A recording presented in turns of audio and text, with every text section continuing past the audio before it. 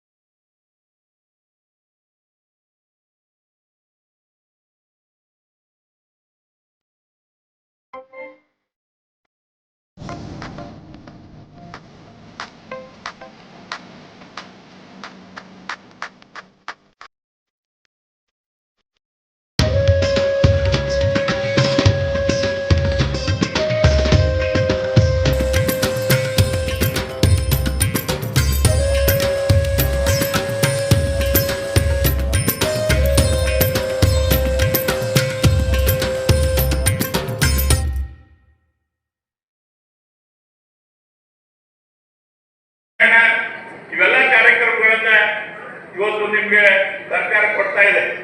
ಅದಕ್ಕೆ ಅದರ ಸದುಪಯೋಗ ತೆಗೆದುಕೊಳ್ಬೇಕು. ಇವತ್ತು ನಮ್ಮ ಸಂಸ್ಥೆಯವರು ಕೆಲವು ವಿಚಾರಗಳನ್ನ, ಅದರಲ್ಲಿ ವಿಶೇಷವಾಗಿ ನಮ್ಮ ಸ್ನೇಹಿತ ಭಾಷಾ ಅವರು ಈ ಅಂಜುಮನ್ ಏನ್ ಕಟ್ಟಡ ಇದೆ ಅದು ಪೂರ್ತಿ ಮಾಡ್ಬೇಕಂತ ಹೇಳಿ ಸ್ವಲ್ಪ ಭಾವುಕಾಗಿ ಮಾತಾಡಿದ. ಅದರಲ್ಲಿ ಏನು ಯಾವುದೇ ರೀತಿಯ ಸಂದೇಹ ಬೇಡ, ಏನು ಬೇಡ. ಇವೆಲ್ಲ ನಮಗೆ ಇರ್ತಕ್ಕಂಥ ಜವಾಬ್ದಾರಿ.